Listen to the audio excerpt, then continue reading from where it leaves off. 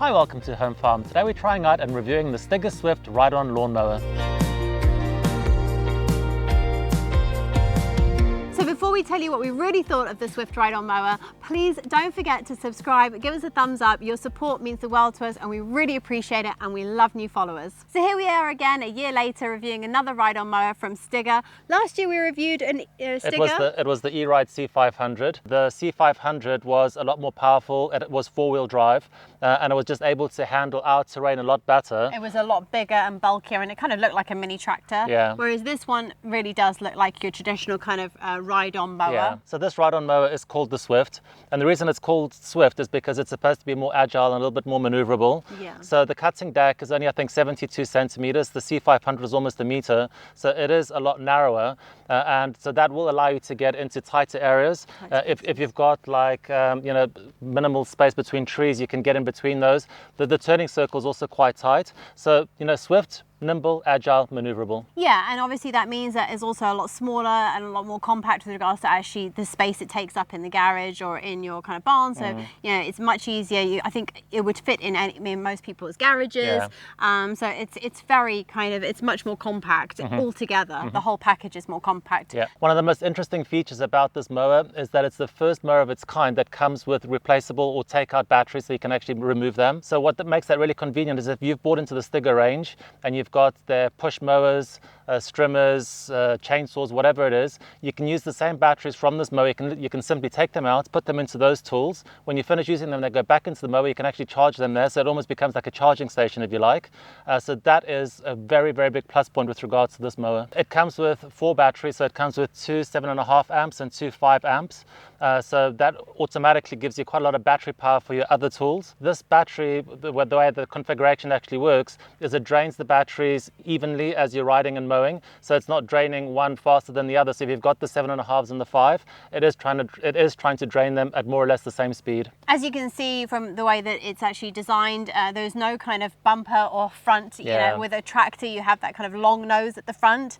It does go down very quickly, which is great because it actually gives you a lot more visibility. Obviously, even with a car, if you're driving a car that's got a really long nose, you've just got to try and constantly look over that. With this, because it drops off quite quickly, you can actually really see when you're getting close up to trees and edges and borders and things like that. So that is actually really interesting if you're using it in an area where you're having to navigate around or up to a lot of different things and obstacles. The seating and sitting on it and the driving and the steering was just as comfortable as the last one that we tried. Definitely. I didn't have any issues with it. I felt like it was still very comfortable. Obviously it did feel a little bit more lightweight. It doesn't have the heaviness that a tractor does. So that's just something that you want to consider as to your terrain and your garden. So for example, the more undulating or the more steeper slopes that you're dealing with, you obviously want a lot more weight in your vehicle, because then that's what's kind of giving you that, pulling you down, that gravity, and giving you that stability. Obviously then the lighter you go into in the range of ride-on mowers, then they will tend to try to do this if you're on really uneven ground. So it really depends on the terrain that you've got. If you've got a really nice long flat surface or very gently undulating lawns that you need to get through, then this would be a really nice option for you. So the Swift weighs about 150 kilograms, which is a lot lighter than the C500. And we put it to the test in 2 areas: on our front lawn, which is a lot flatter and a lot easier to mow on, and we did it on the field behind us. The field behind us is about a 9-degree slope, and the documentation for this ride-on mower says 10 degrees is the maximum. Yeah. And I've got to say, we were pushing the limit. So it's a rear-wheel drive. Yeah. So basically, when you're actually going up a hill, it's trying to push you up, which is fine. But as soon as you get into any areas where you've got a little bit of uneven ground, which we do, because it is basically a field. Yeah, and we do have some potholes where rabbits have dug and things like that. So there are some kind of treacherous areas. Yeah. So when you hit any of those potholes, the wheels do start to spin. But because this ride-on mower is actually quite light, it's kind of easy to just pull it out, or you can basically rock yourself backwards and forwards just so that you can get a little bit of that traction, and then it just jets you out.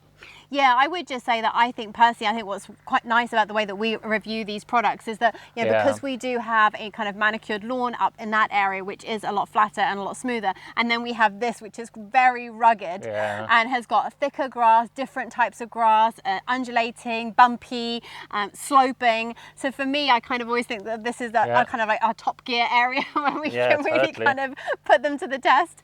And I would say I don't think that the Swift is appropriate for this kind of thing. If this is all you've got, this kind of really kind of countryside kind of ground, then I don't think this is the right. I think you need to be looking at the tractor range because that is a lot more durable, a lot heavier, a lot more rugged, and four-wheel drive. And you really do need four-wheel drive in something like this. If you are, you know, just dealing with a kind of normal lawned, manicured kind of area, then I think the Swift is a really, really interesting option. What's nice about the Swift is that you do have different options. So it comes with the collection bin at the back, so it's automatically collecting the grass. If you wanted to buy an add-on of the actual mulching kit so that you could just cut and just drop straight onto the lawn because you're just cutting tiny amounts off every single week, then you could also convert it to the mulching option as well. So I think it's really nice that it gives you that flexibility to choose what's appropriate for your garden. Building on that point, it comes with a dual blade on this particular mower, and Stiga's rationale behind that is that it allows a lot more aeration, which basically allows the grass clippings to jet into the actual collection bin.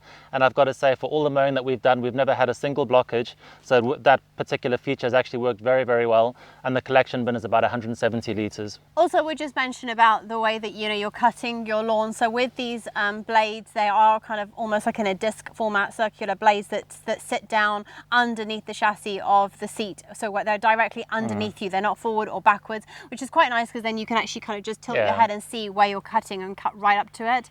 The ones on the Swift do not move.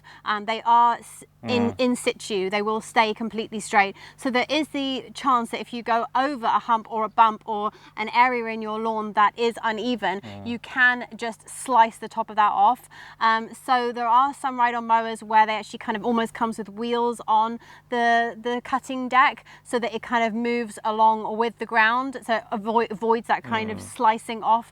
So it's just worth kind of noting that and just seeing what kind of garden and what lawn you have and how even your lawn is. In terms of other features, it does come with the reverse mowing option.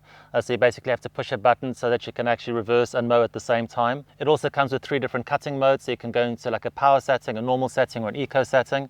The eco setting is something that we have used, so basically when you are mowing the lawn more frequently, you can just put it onto eco so it's not working as hard because you know that your lawn is at a reasonable level, and basically you're conserving a lot more battery that way. And then if you are doing something like a cricket pitch or a football pitch or something that's just really kind of straight and even and monotonous, you've obviously got the cruise control as well. I think that the Swift really will come into its own for people that have really long flat gardens. Oh, totally. If you've got a long flat lawn and you just kind of want to sit there and just take it easy and just cut around things, especially even if you've got like some a flat even orchard with lots of trees or bushes. And you kind of need to nip into like little small areas, then I think that would be really a really nice mower to sit on. The manual says that on the batteries that are provided with the Swift ride-on mower, you're able to cut about 2,000 square meters, which is more or less in line with what we've been cutting. The field behind us is about 1,500 square meters and about 500 meters there. And we, on a dry day with reasonably cut grass, we were able to do all of it on one battery pack. Yeah, just watch out for when your battery pack does run out though, if you're at the other end of the garden, especially if it's a long garden, because that happened to you on one occasion and he came twice. he came walking up from all the way down there, all the way back up to the house, and he was exhausted. He goes, oh my goodness, it's died. It's just stuck down there. The reason behind that is because the C500 had a feature in it where basically if the battery was getting to a point where it was getting almost fully discharged, it would basically cut your blades out, and it gave you a couple of minutes to basically get back to your garage or wherever you need to actually charge. I can understand that because the C500 you couldn't remove the batteries. Here you can remove the batteries, but the drawback of that is if you are down at the bottom of the field, you've got to remove the batteries and walk back up, use the charger to try and recharge them there, and then put them back in. So if you are maybe trying to cut the lawn before the rains are coming or whatever it is, you've just got to be a little bit wary with regards to that. The app, which is something that we haven't used, but the app is supposed to actually keep tabs on your battery usage. So at any point in time, if you have got your phone with you and you are synced up to the actual ride-on mower, it should be able to tell you how much battery you've got left. but that's something that, you know, we haven't been using. And, you know, I did try and keep tabs. You know, we got down to that last one. I thought, oh, you know, I'll just do this last bit of piece of grass, but I got caught out. Changing the heights of the cutting deck is really easy. You've just got a little lever on your left-hand side that you can basically drop down or push up, and it mows between 30 and 80 mils. Yeah, which is a good range. I think 30 It's a to really 80, good range. I think 30 to 80 mils is a good range. It gives you the option to have it kind of short and normal, or really nice and lush and long and thick.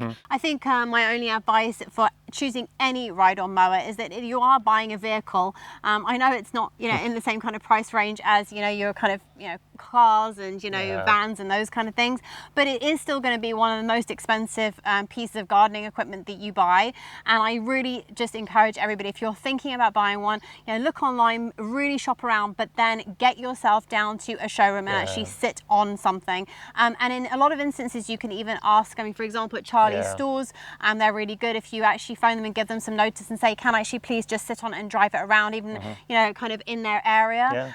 They will allow you to do that in some situations. So I think it's really worth asking if you can actually just turn the vehicle or the ride-on mower on and actually just try and see how noisy it is, see if you're comfortable, see what the vibrations are on the ride-on mower. But I really think it's so important for you to actually physically feel a ride-on mower. You know, the seat, the distance from the wheel to you, your pedal, whether you're comfortable with the type of pedal and the design of the pedal it is underfoot, all those kind of things I think are just such personal preferences. So I just think, you know, get yourself to a showroom, sit on it, try it, and make sure you're comfortable. And go prepared with a lot of questions. So because these things do operate in very different ways in different settings. Take photos if you can, even of the terrain and the kind of grass that you've got. Speak to the guys, because they will be able to advise you a little bit more with regards to, well, that gradient is going to be too much for this particular machine. I think that is the most important thing when it comes to getting ride-on mowers in general, is just to understand your terrain and which equipment's going to work best with it. We would like to thank Stiga for loaning this ride-on mower to us. And would also like to give Charlie's a shout out, because they're the ones that assembled it and put it all together for us and delivered it to us.